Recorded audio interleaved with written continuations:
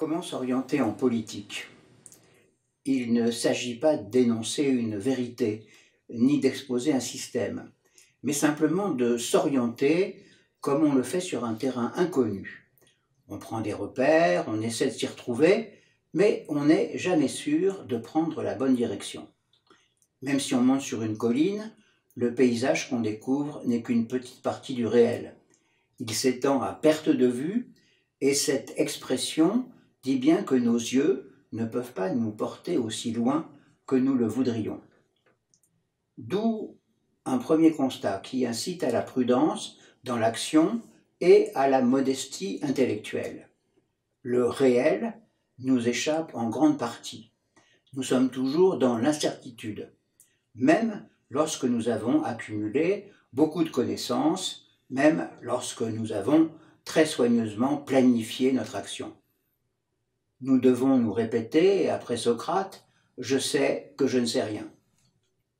Il faut donc multiplier les approches du réel, éviter les pièges qui existent dans l'action comme dans la réflexion.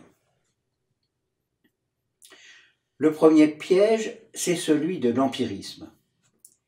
Être empirique ou pragmatique, c'est, semble-t-il, la voie de la sagesse politique. Une sagesse qui récuse les idéologies et les théories étrangères au réel.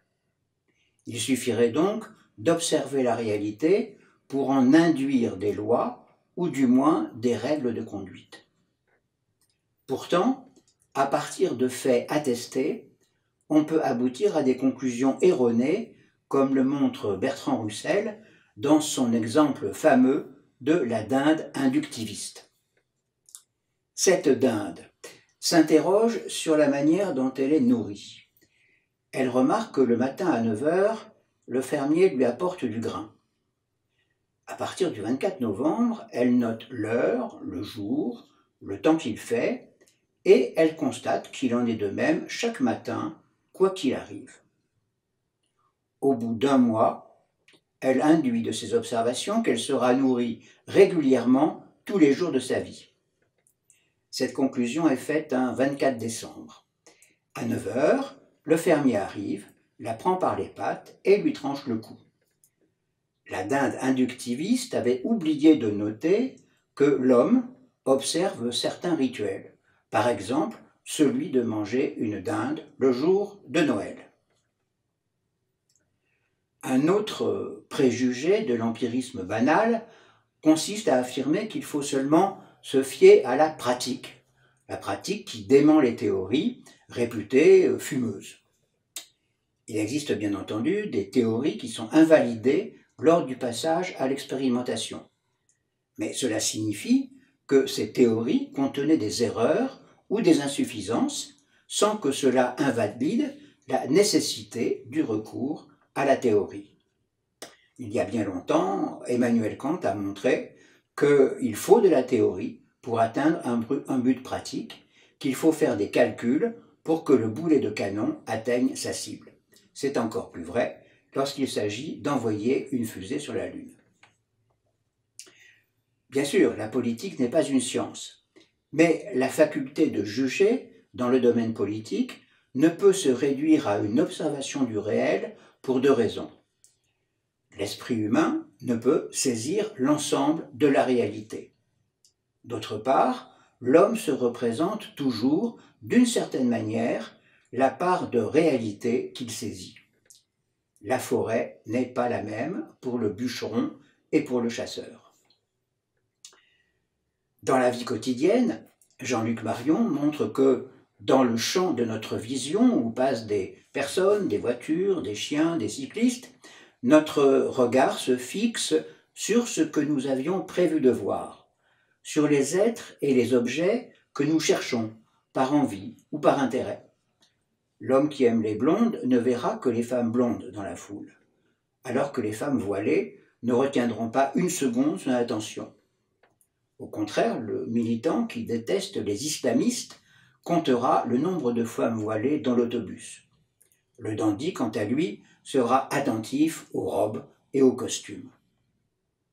Dans tout ce qui est visible, ce sont seulement les êtres et les choses qui répondent à notre attente qui apparaissent comme des phénomènes significatifs. De même, dans la vie sociale, les faits ne sont pas donnés comme tels. Les faits sont toujours à établir. C'est le cas dans l'enquête policière, où l'on rassemble des indices, où l'on remonte des pistes afin d'atteindre la vérité cachée.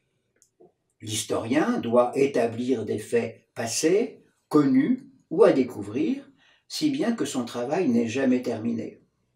Et l'on sait que les progrès de la science ne comblent jamais nos ignorances. Pour penser et pour agir, nous nous appuyons sur un socle de connaissances non discuté, mais qui reste discutable. On peut nier le réel selon un pur idéalisme ou par nihilisme. On peut aussi nier les autres personnes dans un égoïsme radical. Il ne s'agit d'ailleurs pas seulement de point de vue philosophique.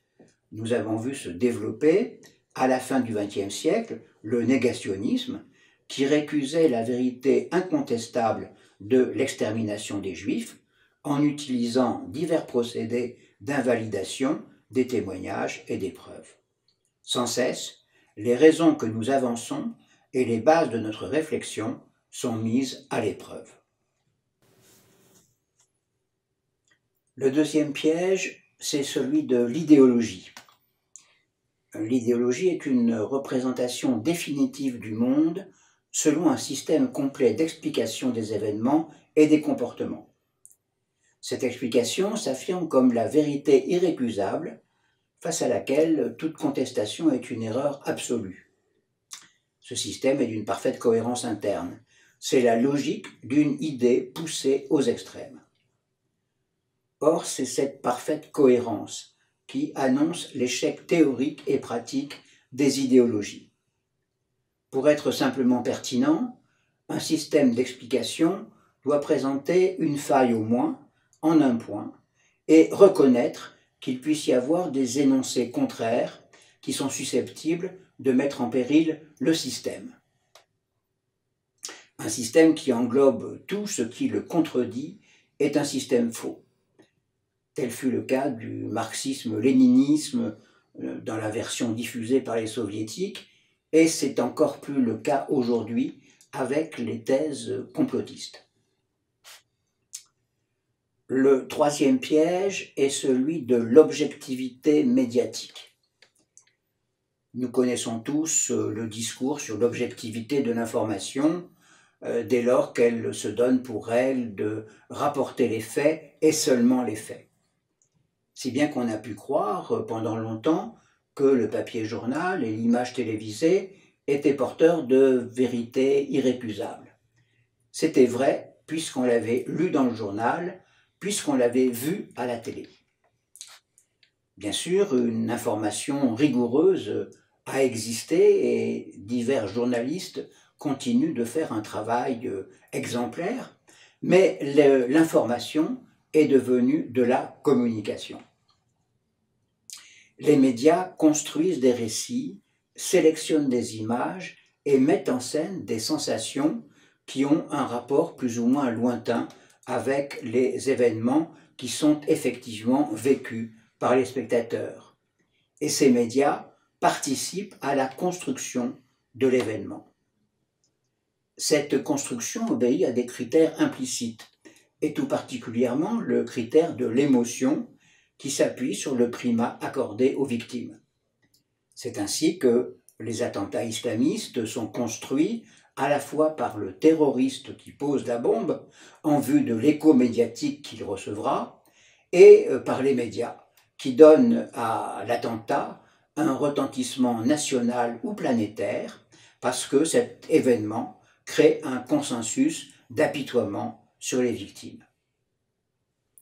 Contrôlée par les groupes capitalistes, la presse écrite et radio-télévisée reflète également l'idéologie dominante et pratique très couramment l'autocensure.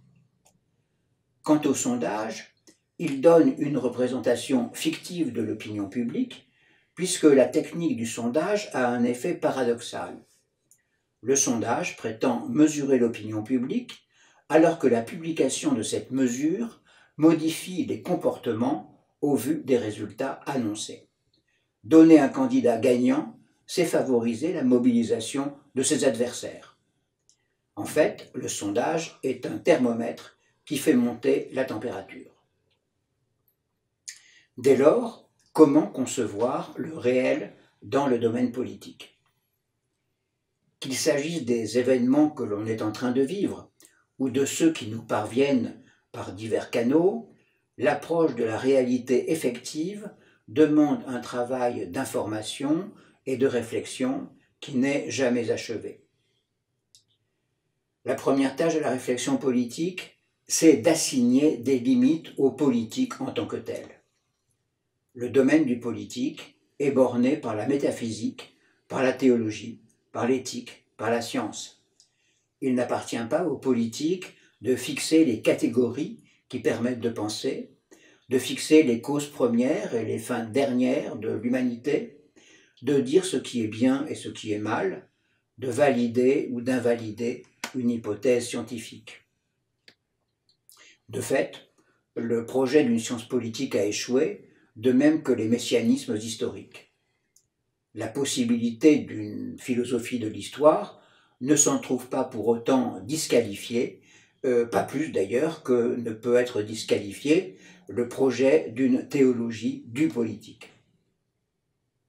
Selon nous, il est sage de prendre acte de la décision métaphysique selon laquelle la personne humaine doit être respectée dans son éminente dignité et dans le refus d'une définition de cette personne qui serait mutilante.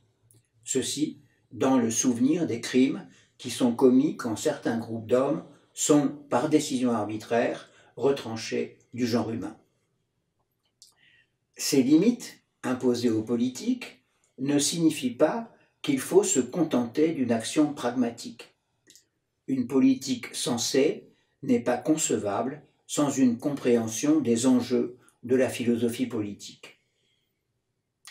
La philosophie politique permet de comprendre le sens des mots qui sont employés, à commencer par le mot politique. Elle permet de comprendre les sociétés et leur mode d'organisation. Elle permet d'interpréter les faits historiques et de se représenter le mouvement de l'histoire, de chercher comment il peut être infléchi ou prolongé. La réflexion politique met en forme et donne sens à l'actualité, dans le dialogue entre les tenants des diverses doctrines. Cette réflexion conduit à l'action politique, qui ne doit pas se soumettre au réel, comme on le dit trop souvent, mais qui doit au contraire faire advenir de nouvelles réalités.